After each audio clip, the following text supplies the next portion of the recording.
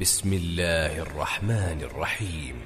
لم يكن الذين كفروا من أهل الكتاب والمشركين منفكين حتى تأتيهم البينة، رسول من الله يتلو صحفا مطهرة فيها كتب قيمة.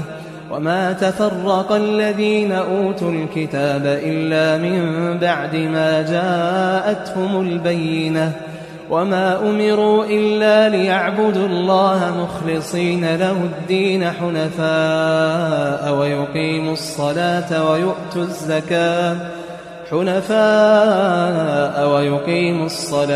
ويؤتوا الزكاة وذلك دين القيمة.